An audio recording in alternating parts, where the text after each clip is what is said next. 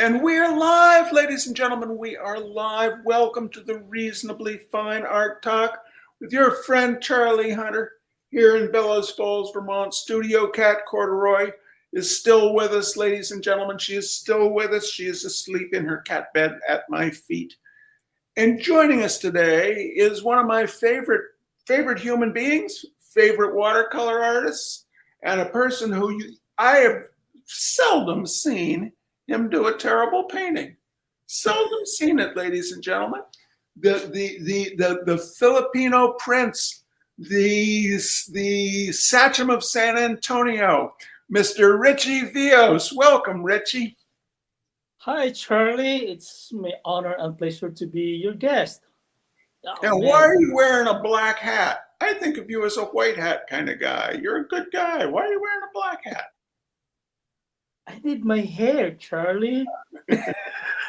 Anyway, Richie, for people who may or may not know you, give us a quick overview of what your journey has been. How did you get doing watercolor? What impels you to do it? What's your journey been?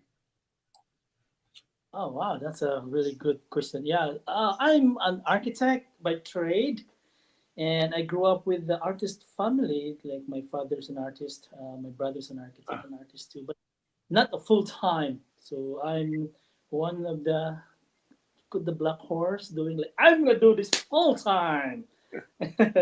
And my sister too is a full time artist. So yeah, I grew up that I think I thought that everybody can paint or draw. Right, right. Yeah, it's really, it's like probably like a gift from above. So, and then grew up in the Philippines, and 20 years ago we had the chance to move to the US. So and, yeah, and then I worked with Fisher Architects for 7 years probably, and then it's all computer. I'm not happy with all those hands we have. We have to do our thing, so all the manual things. So after I get my citizenship, I went back home. So those 20 years, half of that I went back home, Okay.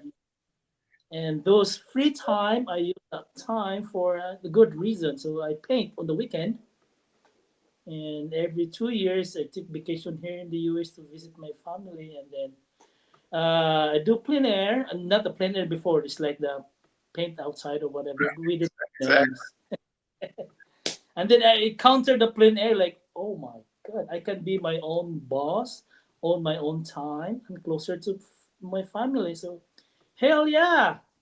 So That's a what year did you start? What when did you burst onto the scene like a supernova? I think 2019 I went back here in the US, just circling the lake. I'm so scared. Like, I unplugged my farm and everything. There's so many mouth to feed and everything. So, but I mean, I have to do this when I'm still young. So I swim instead of circling.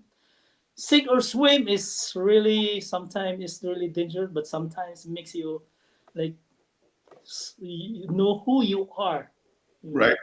Inside. Well, that's interesting. So I mean, you got doing this as this is how you are putting food on the table for your family. It's not. It was not a recreation when you went into doing the plein air circuit. Definitely, it's like I said, sink or swim, because, like, back to the state, back from scratch, and then it's really difficult. But like I said, if you're facing against the wall, you're fearless. Like, I have to do this. Right. I have to do this. So yeah, those creativeness, how to survive. Yeah, I mean, it will come out. Right. Now, you met with success pretty immediately upon starting to do these events, did you not? Yeah, I recognize that. Like, I mean, I'm so blessed. Like, wow, it's been like 5 years now. Right. 5 years to be, and you have to be exact. So yeah, so I mean, yeah, if you have a good ethics and be committed to your craft, I think the positive things will come out. I mean, I, I, I think that's really true. And I really admire how, what we were talking about this before we went live, but when you show up at an event, you work and you produce consistently strong stuff. I mean, I don't think I've been at an event with you or an event that I've judged that you have been at where you did not win an award. And I was like, Vios wins every single time. That yellow gas station. I don't know if I gave you a prize for that one or the prize for the other painting that you did at that show at Marble Falls, but I have not been able to get that yellow gas station painting out of my head. We should have put that in the slideshow, but no, when I saw the old pump, like, okay, Charlie, that's your pills. Exactly. You were trying to paint for Hunter, and Hunter wasn't buying. Anyway, no, you give me an award for that. I think second prize. Okay. I think. Oh yeah. That was what it was. Let us look at some art. You ready to look at some art? Yes, sir. All right, ladies and gentlemen. Now, how many people here at class? How many of you are familiar with Mr. Vios's work? If you're not familiar, prepared to get blown away. Okay, this is San Angelo downtown. Was this done during plein air Texas? Yes, sir. Yeah, that's the last, probably last painting I did before the the 10th anniversary, and then they're closing down. I mean, no, just hold for a bit. Right. So talk about how you choose. What made you go, that's the painting? Because I mean, it's very interesting to me that some of the devices that you're using, the kind of almost the just pure abstract shape on the far left, for instance, before you move into the repeating arches and the detail, the juicy detail of the center. But I mean, there's some very interesting choices that you are making. Take us through how you thought about composing this piece. Oh yeah, I mean, I've been competing in San Angelo for 4 years, and I keep on passing by that corner. Probably I paint 4 times, so different side, watching the cactus building, but I didn't paint this area. So like, okay, and then that time is like a rainy, cloudy, overcast. Like, how I'm gonna materialize that moody? So Right. yeah, I picked that subject, and then of course as a plein air artist, not just picking. How the important is the design. For me, it's big thing. I mean, the design. So I designed that one, like, the very what you call it, one standard. I mean, basic thing, like, the quarter, the rule of third. I mean, the bottom, the 2/3 is the sky and everything, and I put some, the very high contrast, the pillar of a good artist. I mean, paintings, the very bright one, the very dark one, on the car, Mm-hmm. and apply all those, we call it the eye path, or the trick. So the push and pull, Right. all soft edges, lost and found, and then see the cars, everything's driving towards, away from you, and then all of a sudden the push and pull principle. I put the very bright car, you know, towards me. So Right. kind of contrast. So technically, when you do paintings, you just hunting, contrast for me. Right. You know, But um, this is like a master class in composition because, yeah, I mean, it's simple in one respect in that you are using rule of thirds, which is, and you've got that car coming toward you. That is really in kind of the center of the rule of thirds. That's that's the nexus point. But you're also doing the road that branches off to the left, that's a really interesting choice, and I think that works really well. And it's interesting to me because you aren't repeating the wetness of the road over there on the left. The road on the left could be dry, and it's got the crosswalk mark, the cross marks, which you don't have anywhere else in the painting.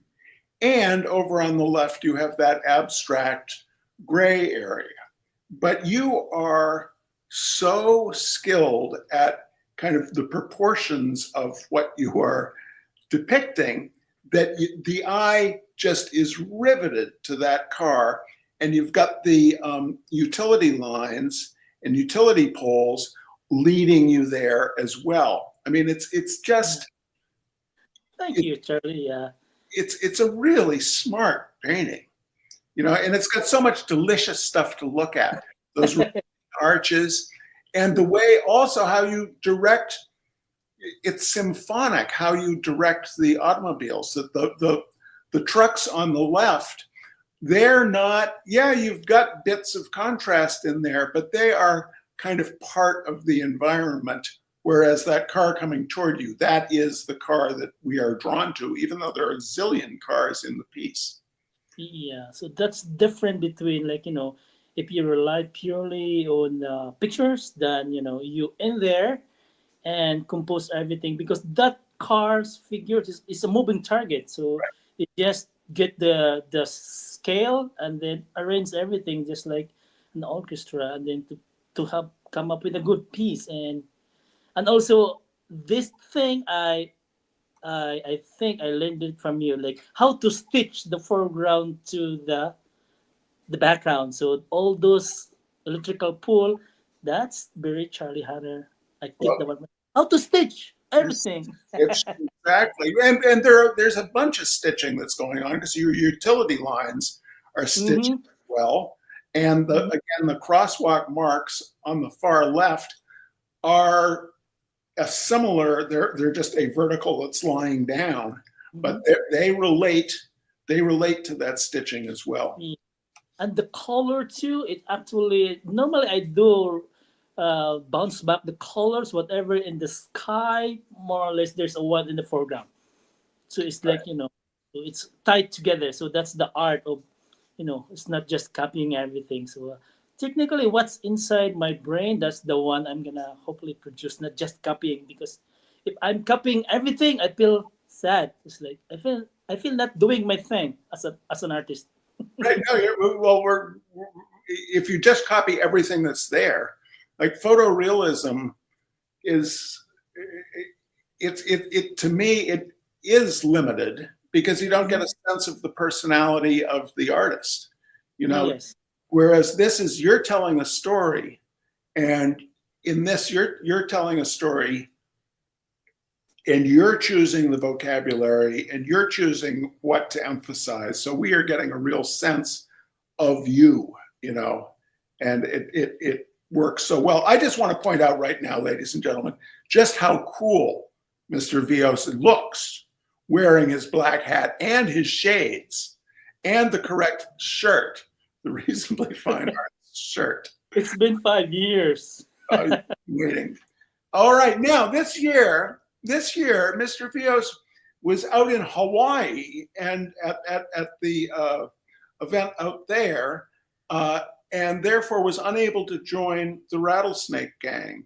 But this must be from a previous Rattlesnake Gang event. Talk about this. Oh yeah, so normally we paint that one like I said, like we said, the rattlesnake gang. So normally we paint first on the farthest part of the Big Bend National Park, which is the Bukias Park, and then probably like third day we're tired, we're hot, so we paint in the Santa Elena Canyon, which is this. So I think this is a staple view for if you go to Big Bend. And like I said, this is very looks complex, but if you digest this one, it's like same thing. Rule of third. I mean the highest. I mean the the lightest will be the center of interest in the horizon, and then I have two cliff here, and then the other one is like very soft edges, and then the other one to create contrast is hard edges. But the eye path, you can see the cracks and everything, just leading to the center of interest, which is the water, the white one. That's a paper white. So my rule is the center of interest have to be paper white. Really? And do you mask it, or are you just very careful with your application of paint?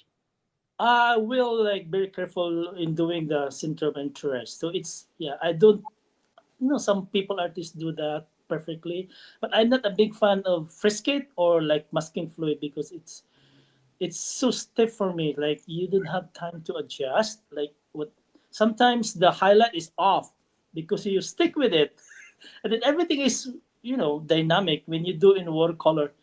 It will so you're not all the time control. It's sometimes watercolor control you, Right. sometimes you control the watercolor. It's like a dance. But Larry Moore says that painting with gouache is like taking a pet bear out for a walk. It's like, oh, we want to go over there. Okay, I guess we're going over there. Um, Yes, the same watercolor, like you said. It's like a painting, like a great sergeant says, like doing something in the middle of emergency. That's watercolor in a nutshell. exactly. Now, I want to point out the confidence with how you did the rocks on the right hand side. You're almost drawing with, is it with a brush, the cracks in the rocks, like up at the top part? How did you do that? So literally, it's all like draw the big shapes and all those cracks. It's all watercolor. It's like you have to what's called respect the watercolor. It will create shape by itself, and then once you see, oh, that's something, Right. enhance it. Yeah, but you have to play with the lights like this on the top. It's kind of middle tone, and then since it will flare in the bottom part, and then that will be a little bit highlight, more light than the top, so it create flare, Right. and Uh, then all green. Actually, the color is like very standard, just like purple. I mean, alizarin crimson and yellow ochre, and it's almost monotone. It's almost monotone. yeah, but it's like, guitar chords are just very simple things, but it's how you put them together that absolutely slay you. Now, Barron says, you rattlesnake watercolorists, Tim and Tom, are vicious. Actually, he says you're viscous, but vicious, I believe, is what he means. I just want to get one of the tour T-shirts with all the plein air events that Richie attends every year. How many events do you do a year, Richie? A year, probably 12 to 16. Yeah, event, yeah. That is And then astonishing.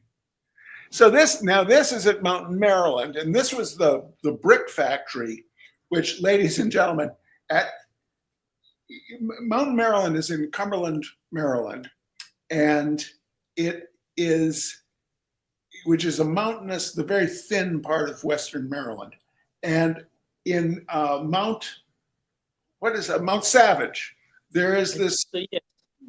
fire brick factory that in previous years, I think we thought was abandoned. And then in 22, you and Sneery and a bunch of people went there, and it was like they were hard at work there. And you guys get to go inside. And so it was not really in compliance with health and safety regulations as we know them.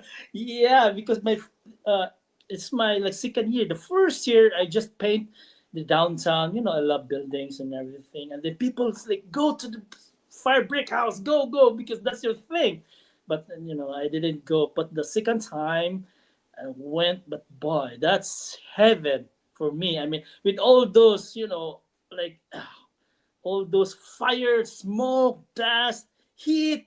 I mean, it looks scary, but when you start painting, you forget everything. The And, noise, everything. Yeah. and so you were painting in there while they're making the fire bricks, right? So Yes, this is painting from life. This is not from reference photos. This is from life. Yeah. amazing. So Amazing. it's all the dust. Like when you go home, man, if you can feel it, like you like riding in a dirt bike or whatever. Very good. That's why. Yeah, Yeah. fellow artists are chiming in saying that you are incredible. So, uh, Yeah. I think everybody loved that one. For me, I mean that's I can paint that one for a week. This is uh, not the now, was this done all in one pass, or did you let it dry and then go in and sharpen like darkest darks and stuff? that's the trick in watercolors. Even though you know everything, you plan everything, but in watercolor, the timing is paramount. Right. Like, I mean, in watercolor, there's rules that the lesser the stroke, the better you are. So the more clean the color. So that's why I call it the new golf. So no, you have to do timing. Like if you want hard edges, it have to be dry enough Right. when you apply, and then more crispy, buttery color. If you want soft edges and it will blend with the other colors, have to be watery, moisture enough. So it's hard to tell. It's been a struggle. I mean, but through the years, you kind of your mind will synchronize everything. Like why I'm having hard time before. Now it just it will come Right. out. But maybe the repetition. Right. And Barbara says she loves your brushwork and your line work. So, Thanks, Barbara. Historic Congress Avenue in Austin, Texas. Now, there aren't any plein air events in Austin. What were you doing painting on Main Street in Austin for? Yeah, as you know, I live in Austin. I have some friends. We have group actually here. The Oh, Plain. I thought you lived in San Antonio. I didn't. I'm sorry. You live in Austin? I'm from Austin. Yeah, Well, next time I'm in Austin, I'm going to look you up. I thought you were. I'm just like I 15 thought you were minutes in San Antonio. away. Huh. Oh, I'm, I'm just 15 minutes away from Eric Road house. oh, okay. Yeah. So Margie says that there's gorgeous color in this one. And there's a fellow rattlesnake right there. So okay, so this is with a painting group. You were Yes, yeah. We have a group here, like especially on my winter time. It's we call it the off season being a plein air artist. So I mingle with my friends in here in locally. So, but I love this. I play around. So I do like some style in the season, but during off season, I have to do something different to learn and then make me excited for the next year. So this is one of that like very like normally I do like the very warm colors. This one is like a phthalo blue and yellow side. It's all analogous and all like a little bit of pop. So yeah. So and this one I think one of the finalists in the plein air saloon. What year is that? 2022. Yeah. right. And it's in Austin, so that's why I put it here. One of my first painting here. Ah,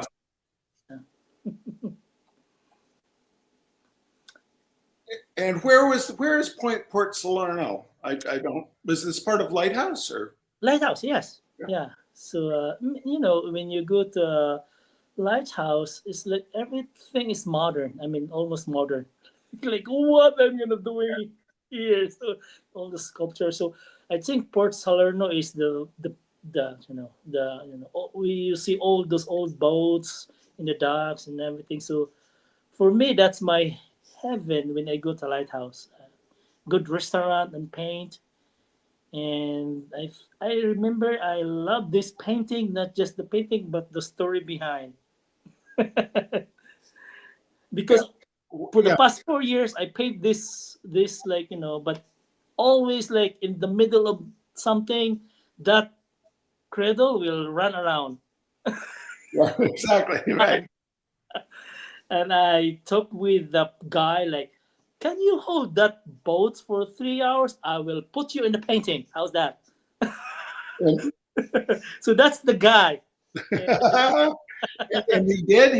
He kept it there. He didn't move the. No, it's just like you can do your thing. I need just the scale, how big or small you are in relation to the boats, and compose everything. So yeah, it's. I really enjoy this one because like everything fast. Sometimes if you do like no hesitation, your best work come out. Like no, no, pretty much what No whatever. second guessing of yourself.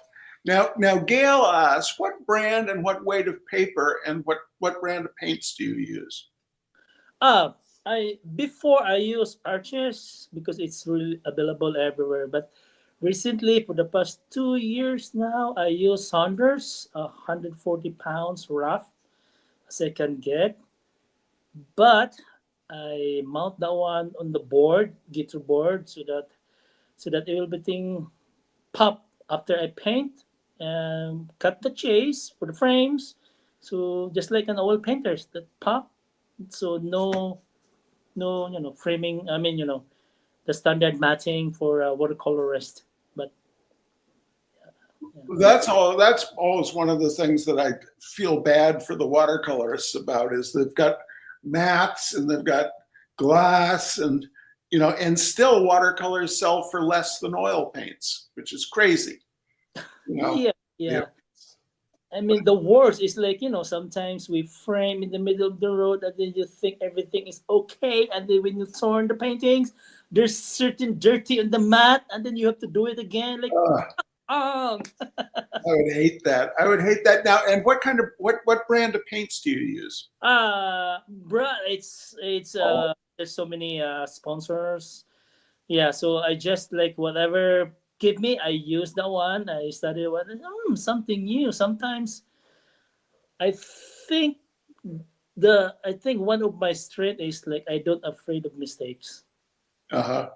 I mean, probably the stage of my career now is like consistency is more important than perfection. Oh, interesting. Yeah. Okay. And Gail has no glass or acrylic. It's just the paint on the board. No, I have to protect that one. So instead of using glass, but I cannot afford to bring glass with me all the time. Ride a plane and brings it's so heavy and fragile. So I use Krylon spray varnish. Right. Yeah, but for me it's more superior because you have all the elements as the museum glass, like non-yellowing, non-reflective, archival. So it's like a liquid glass. Uh, Yeah, so I enjoy it. So and this is the legendary Cutson case, which everyone who does Easton has painted here. So, and yeah, again, it's your thing. It's your thing. It's your that clutter, that delicious mix of the handmade and the factory. And I love how the boat in the foreground, right? That is what sort of that and the shadow of the trailer are what lead the eye into that gorgeous chaos that you've got going.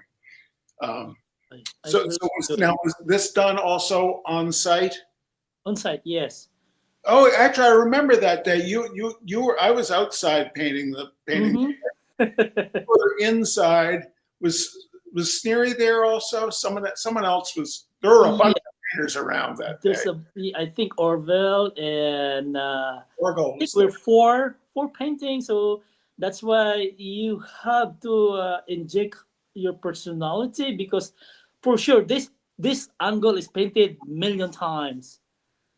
So I have to make something different and everything. Yeah. So yeah. But if you dissect the painting, it's just the same as the bones, like my previous painting, like 1/3, 2/3, and then left to right. So that's how we read, and then all. If you cover the green bones, actually, it's all the same. Yeah, color wise, and then when Okay. you pop, when you put the green, all those red and green, it will pop. Right. So it's technically like, and all those shadows and everything. It's so gorgeous there. And then it's so hot in Easton, 100 cent. I don't want to paint outside.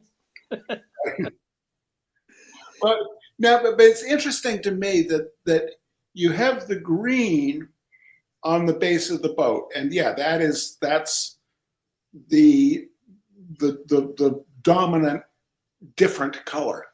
You've got the yellow of the bench in the boat nearest us, and then you've got the orange on the left, the orange vertical on the left-hand side.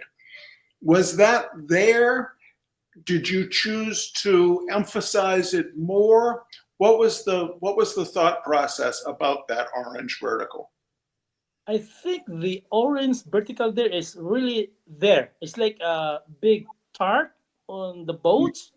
So that's why I have to, I have to work around that. And then purple is and orange is like they are it's they are seeing each other color. So I use that one, but just limited into two. I don't wanna draw attention to that area, but I mirror that one here and the other side and the yellow and then all those, and then like I said, when you put the green and red, it's complementary colors. So it's your eyes cannot cannot stop looking at that, but you have to put a little bit of green everywhere, orange, so that your eyes will wandering around Right. and go the green and hope, pull your pocket and buy on the exhibit. Yeah, I If- enjoy the one. And then this, I think this one is awarded as the Oxford Best of Shows that time, last year. Yeah. Very good. Oh, it's a worthy painting. Oh, thanks, sir. Now you've been doing this kind of Western stuff as well. Now these are studio pieces as opposed to your plein air pieces, correct? Yes, sir. Yeah. Take us through this. Yeah. So, like I said, being a plein air artist, we have a season. So, like from March to October. So during winter, we don't have event. So that's how the idea, like, so I have to do something. And then, like I said before, that being a plein air artist, mine is not the perfection. It's more consistency with my work. This is the flip side. So I want this to be the perfection Okay. and big, well designed. So that's how I, reverse my thread of thought during winter time, like big piece and well designed and everything, and something new. And then this is my future. Hopefully, like I wanna be known as like those museum piece, big piece, not just a plein air artist too. Right. Right. Well, but the plein air is an incredible training, and it's like doing your scales for money. It's like there's a concert circuit for doing scales, Yeah. because it's you've got to keep cranking it out, Mhm. but that teaches you how to see, Yes. in really good shape. So this now, are you showing at some Western galleries? Are you doing the Western art shows? Is that Yes. gonna So happen? we have like I have 4 to 5 planner no, no, Western exhibit. So we just done the Museum of Western Art in Kerrville. We got the roundup. So we just done that. And then I have 4 to go. One in Bozeman and probably in Basque. So hopefully more to come. So I really enjoy doing those cowboy stuff because and then I'm a big fan. When I'm a kid, I saw all those Remington, Right. all those gigantic scale of painting. Like, wow. Right. And, and then yeah, but like I said, plein air. I cannot get rid of my plein air and my routine. That's how we socialize as an Right. artist. And give me insane for the past 4 months when I paint on winter. Give me insane. Like I need to go out. I need to go out. So I need the plein air circuit. Right. It, it's really fun. see the country, meet different people, and you earn a living in a long way. No, we're incredibly lucky that we get to do this. I agree. Now this one I think is this one to me. I see both your plein air, some of your plein air approach in a studio piece. To me, this is distinctively Richie Vios. But take us through this one. How you built it, what your choices were. Yeah, this one like came from like a pictures, but it's black and white. Uh, I have to compose and everything, but literally it's just analogous color, all the green side, the cool green, and all the lights. The lights very the critical one because that one is the paper white to in order to glow, and right, then all the technique in watercolor is like backlit kind of approach because you start with light to dark. It's in the realm of watercolor, top to bottom, dark to light, everything.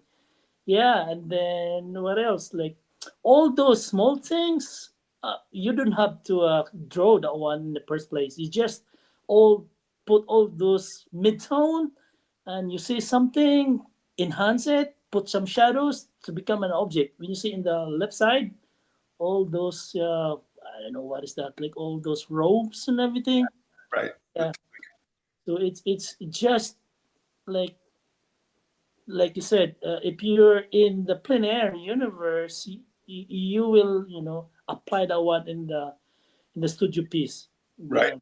in the freshness of it. Yeah, But yeah, then again, you go to your darkest dark, your sharpest contrast is in the horse against the horse and the top of the person combing the horse.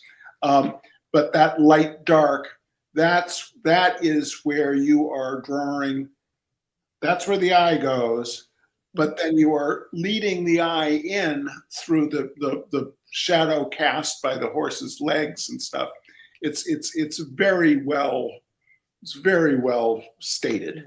Now Jeff Williams, no slouch himself, says, "Can you talk about your goals and where you want to focus in the future?" But I think we did. I mean, doing this Western stuff and working on yeah. a larger scale is, but yet still doing the plein air circuit because of the need to socialize. As we humans are social creatures. But I don't want to put words in your mouth. You speak for a moment. Yes, yeah, literally, you pick up very quickly what I said a while. Yes, as an artist, I have to have goal in life as an artist. So this is my like big goal as to be known as like like a big museum painting not in watercolor. I know I'm gonna end up oil painters. Yeah, I have planned probably like 10 years for watercolor and then gradually doing the acrylic or oil. But I mean, for me, I'm gonna aim big things. I'm aiming for the stars. If I miss the stars, I mean, if aiming for the moon. If I miss the moon, probably the stars. So, kind of thing. So this is my makes me awake at night. Like, oh man, I have to, learn something new, and then I'm looking forward to paint like museum piece that will as my legacy painting. So, I got to get you some Cobra water mixable oils because that's that. I mean, I use water mixables, but you can get some wonderful watercolor effects, and you don't have to worry about the about aspirating. If you're spraying your thinner around, you don't have to worry about aspirating Gamsol. You're breathing water vapor. So I think you might really like those. yeah. I'll get you a set of them. How many years do we got? What year are you going to switch over to oils? Probably I'm turning 53, but probably before, like my plan is like 8 years, and then the 2 years the gradual thing, and then now I move with the bigger place. I have my own studio because I have cats too, so watercolor is so safe. Like I can paint everywhere in the studio. Right. But when I do those toxic thing, I have to have studio so that our cats and dogs will not eat my what's called my heavy metallic colors. Your Yeah. your your your cobalts and stuff. Now, Yeah. Helen's asking me if I've ever used Cobra water mixables on paper. You well, it's the oil paint is going to eat paper, but they do make oil oil paper. I've used it some. It's it's fine. It's a thing. Um, and let's see. Marjorie said, "You're saying you may go to oils?" Yes, that is what he is saying, Marjorie. He will be going to oils in a few years. And Wedler wants to know how much influence do your plein air painter friends have in your work? What influence do you plein air painting friends? Influenced by By what? friend, I mean, you look at Sneery and say, I'm gonna steal that bit of Richard Sneery's technique, or do you? I mean, I think that's a tricky question because, I mean, we're all influenced by each other, but it's not like we take one particular thing from someone. Would you say that's fair? Yeah, pretty much. And then I love the idea of getting a little bit of Charlie Hunter, a little bit of the thing, a little bit. I'm to be honest, I'm a big fan of Joseph Zibokbek. I'm a big fan of Alvaro Castanet. I'm a big fan of Andy Avinson. I'm a big fan of Thomas Schaller, big Charlie Hunter. So I mix that one, and hopefully it will come out who I am. But when you're in plein air, you have plans. Like, I wanna be Charlie Hunter. I wanna be dictionary. But when you're in plein air, it's so fast. The Right. who you are thing will come out. Exactly. Eventually, it will come out. Now this one, I'm feeling. Even though it's Western, I really like this because it's. I can see a Wyeth, a Wyeth palette, and the love of a, a rode hard and put away wet homestead. Um, but this also is distinctively yours because or it's distinctively non-Wyeth in that you're kind of taking his world and putting it in a Western context. Take us through what your thoughts, how this painting came about. Yeah, I'm a big fan of Wyatt things. I mean, boy, I mean the because me, personally, I'm like I love fun and everything, but I love those openness, sadness, emotions in a painting. So I get that one every time I see Wyatt paintings. What's wrong? What's in there? So I try to learn those, very simple, basic things, simple colors. It's more on the storyline, Mm-hmm. just like just like I listened to you before, like 2 years ago with oh, I forgot who's the watercolor artist too. Like you paint deep paintings for them, not just like fun painting. So that's why I'm aiming to. But literally, this is like the house is almost copy from Wyatt actually. But I try to put myself like the foreground, the horse. Yeah, so I'd like to learn. Like I said, I love different things, and I put on my, put my cooking, like all the different, and then hopefully I will come out with my own taste because everybody's different. I always respect everyone is, different. So no time to argue. Who's the best? Exactly. Now the color world of this, and this is in Apalachicola. Uh, Mm-hmm. and I started painting this church once, and it was too much for me. So you have my respect for seeing it through. But interesting color world in this. Again, take us through this. What were your thoughts on this? This is a painting from this year, right? Yeah, yes, sir. Yeah, I mean, I know this church is painted million times. I painted that one last year, so I've been in Forgotten Coast for 3 years. I've been like wanting to paint that one, but the key is how I paint this one differently. Right. Yeah, the Baker won last year for the sunset.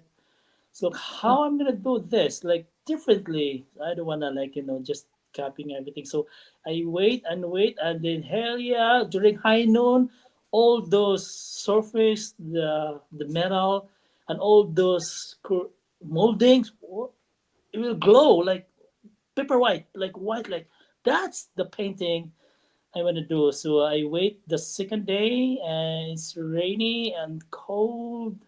So that's where the idea with the monochrome, and if I put in gray, I mean, like look like I seen the one before. So I make it like all cobalt blue and a little bit of purple on the concrete, and the green below. It will bounce back the colors, and it's and then like I said, all the rule of third is still there. Right.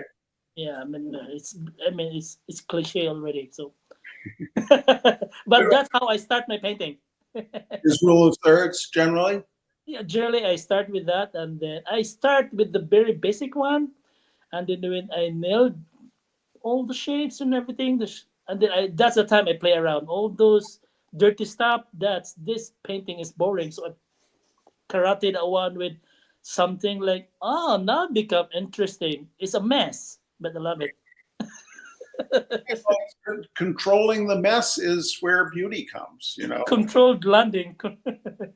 And now this is from the event you just did in Knoxville. Mm-hmm. Is this your prize winner from Knoxville, or The prize winner is the last one, the horizontal? The one I cut from yes. Richie's slideshow, ladies and gentlemen, was 68 megabytes large, and StreamYard said they would only take a 50 megabyte slideshow. So the prize-winning painting, ladies and gentlemen, was cut by your editor here. I'm sorry about that. This is a spectacular painting, and I certainly see the Joseph Zubovich influence in this, the cityscape. So how, if this was done at a plein air event in the rain, where were you? You're working in watercolor. It's so darn crisp, and yet it's very, very, the soft passages are very soft. But were you undercover? How did you manage to do this? Oh, it's a secret, but it's not secret anymore after I told this.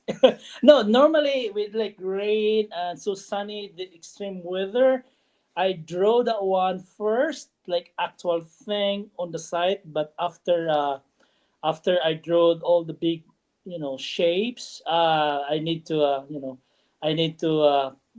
make some roof or something. So I negotiate some of those managers in the restaurant. So normally I do that. I go to the coffee shop or restaurant and order something and talk to the manager and become a friends. And then hell yeah, you can paint here, Richie, all the time.